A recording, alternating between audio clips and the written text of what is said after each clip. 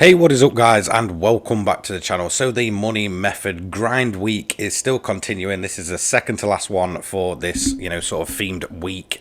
This is going to be the pretty much highly recommended one by a lot in the community. I know it's already been covered. I'm not really sure what the tune is for those videos. However, the tune I got from for this one is actually from Reddit about 4 months ago, back in April, by I don't know how to pronounce his name, but we'll call him Ski13. So if you do come across this video, you'll know who you are, and thank you so much. So it's obviously the Bugatti Veyron, which is an invitational car. However, I'm going to assume the majority of us at this point have got this car with the amount of recommendations. It costs 2 million, obviously, when you've got that invitation, so a little bit on the pricier side.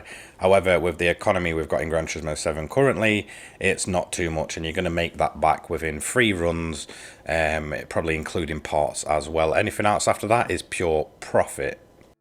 So let's get into the custom parts you need. Keep it at its standard body width. You want type A on everything, so that'll be the front and the side. Wing wise, I've gone with a medium with type 18 sort of winglets, or end plates, whatever you want to call them. Wheels wise, I've gone for the OZ Legenda. I feel like they just suit hypercars, but they're also quite lightweight. And here's the diameters and such. We've got 20 and 21 standard size for both width and offset. Here's the parts you need. So from the sports category, you are going to need weight reduction stage 1. You're also going to need sports hards, not going to need the sports hards, sorry, but they come as standard. From club sport, you want reduction stage 2, power restrictor and ballast. Semi-racing, you want the fully customizable computer, fully customizable LSD, weight reduction stage 3, and you want to increase the body rigidity. Racing brakes from racing, fully customizable suspension, racing clutch and flywheel, torque vectoring center differential, fully customizable racing transmission, weight reduction stage 4, racing hards, and extreme you want carbon ceramic brakes, and you want both wet weather tires. Here's the tune itself. This is directly from Reddit, so again, thank you to the guy that made this tune months and months ago. But I've only recently seen this method pop up around YouTube. I've never actually looked into them. So you're going to want to obviously have your tyres, fully customizable suspension, and a body height of 85 and 115. Anti-roll bar necks, you want 6 and you want 8 at the rear. Dampening ratio compression, you want 35 and 37 at the rear. Dampening ratio expansion, you want 45 at the front and 50 at the rear. Natural frequency, you want 2.40 at the front and 3.20 at the rear. Negative camber angles up next, and you're going to want at the front 0.2, and then at the rear you're going to want 1.0. Now this is one everyone gets confused with. Toe angle, it's 0.05 outwards. Just check the little picture, and it's 0.20 inwards. So again, just double check those, because a lot of people got confused with the Corvette method as well. Differentials fully customizable. Initial torque, it's 15 and 15. Acceleration sensitivity, it's 25 at the front, 10 at the rear. Braking sensitivity is 5 at the front and 15 at the rear. Then you've obviously got your torque vectoring center differential, so I can actually get my words out this time, and I've set that to 50-50. Then you want the transmission, you want fully customizable racing, and just set it to its minimum amount, which you will see right now is 300. You do not need to do individual gears. Power restrictor, you want it at 70, but don't worry about that. Fully customizable computer set to 75% output. Again, it may seem like a lot of nerfing, but it isn't.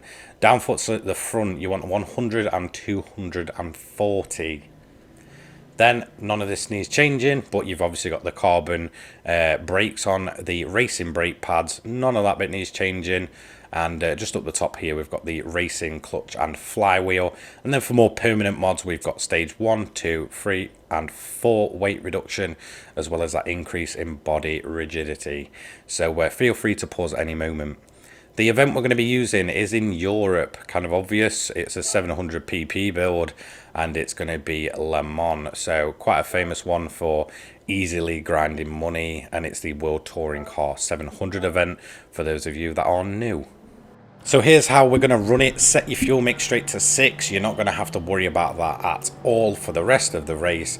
With this being a road car and, well, a hypercar, It's not really a standard road car, is it?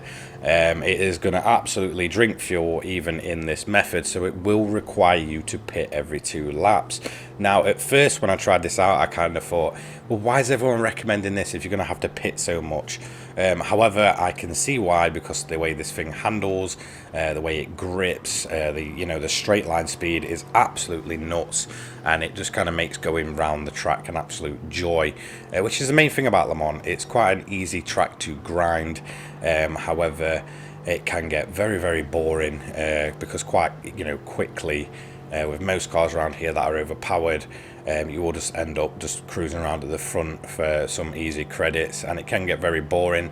So using a build like this really just kind of makes it a little bit more fun, and the fact that you have to pit every 2 laps really actually doesn't affect the car at all, considering the amount of pace it has over a lap. And as you're going to see here, we're going to quite quickly eat up these Group 4 cars. I'm going to run it a little bit deep around here. However, I've just kind of gone around the outside of the cones. It's a little bit frustrating and a bit weird to get used to. However, you will kind of adjust pretty quickly. Once you get going, you'll realise this car has insane grip. It can be absolutely thrown through corners, and when it comes to hitting them straights, because Le Mans mostly just really fast sectors, we're very minimal in the way of sort of low speed corners. We are running reduced downforce, which obviously gives us sort of a better top end speed. And even in Fuel Mix 6, you're going to hit some pretty damn impressive speeds, as we're already on the back of the main group, and currently we still have the little Suzuki Group 4 car out in the lead, followed by the Chevy and the Dodge Viper. But before we even get to the end of this straight section here, we are going to basically take the lead and never really have to look back, even with the amount of pit stops we're going to be doing. So we're in the lead already with inside 2 minutes, another 27 minutes to go, but we'll sort of break it up, and I'll sort of tell you how I sort of went about doing my strategy. So just to prove penalties aren't going to affect your clean race bonus, I know I have to say this pretty much every video, but it is only under yellow flags when you're overtaking that you will lose that clean race bonus. It's pretty much impossible. Another thing to note, I am constantly watching the weather radar after lap 1.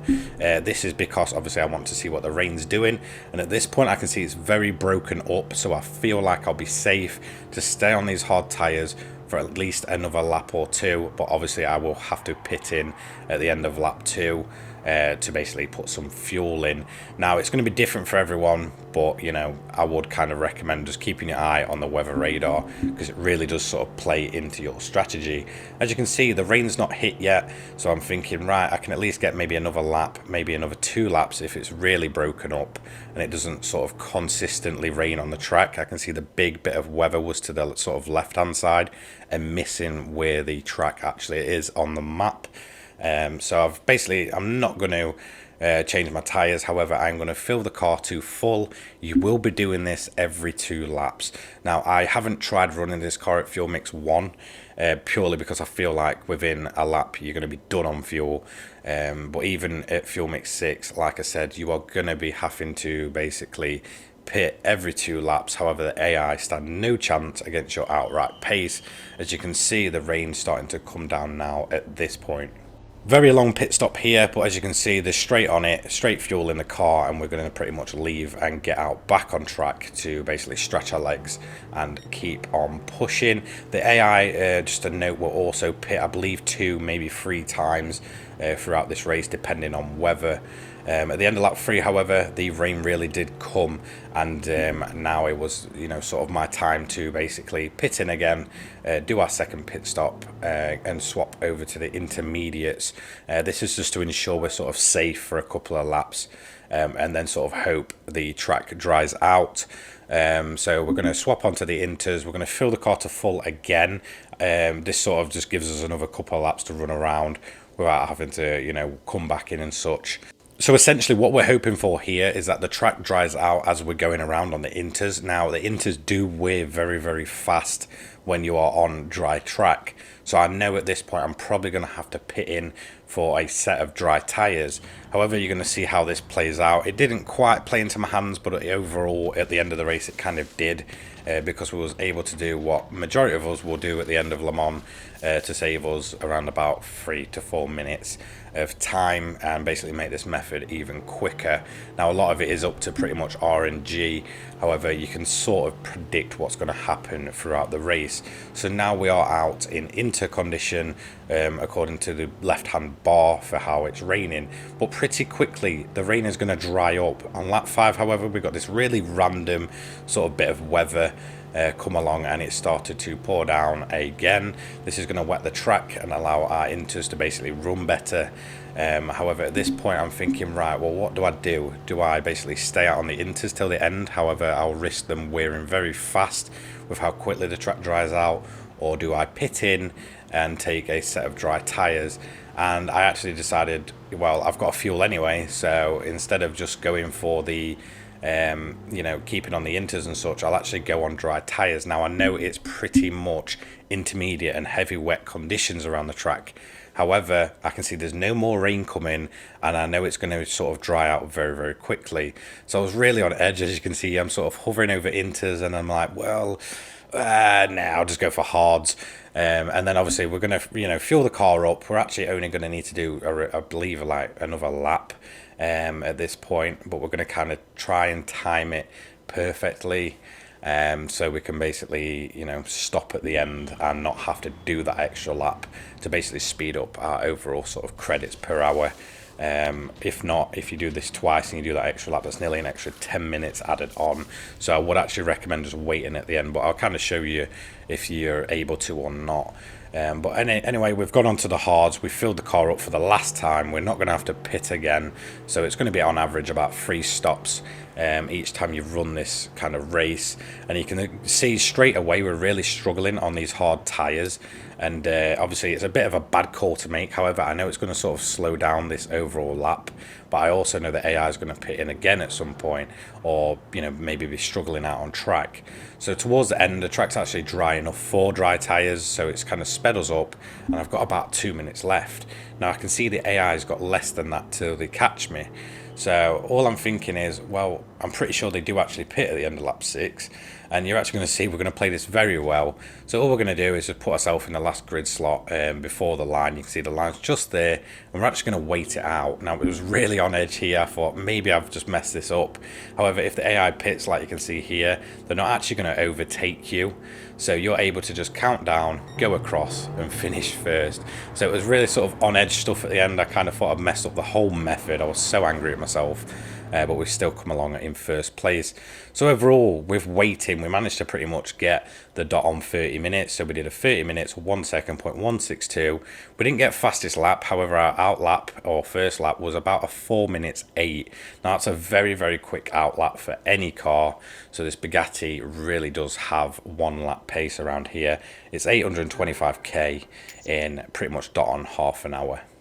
So I know a lot of people was kind of recommending this, so I'm glad to finally cover it. I know it's been shown elsewhere.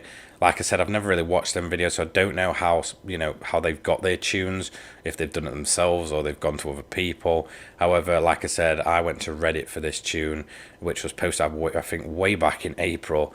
So to the guy that made this tune, massive thank you, because it's literally ideal for Le Mans. The fact that we're running low downforce, we've got that straight line speed, but the car is so controllable with that added aero. It really does feel like an absolute joy, and it makes just Le Mans that much kind of better. Although it's a pretty easy method, it's a bit boring. But that is going to be it for today's video. Don't forget to like, comment, and subscribe. Massive thank you to those that support me each and every day, and I'll see you all in the next one. Cheers, guys. Peace.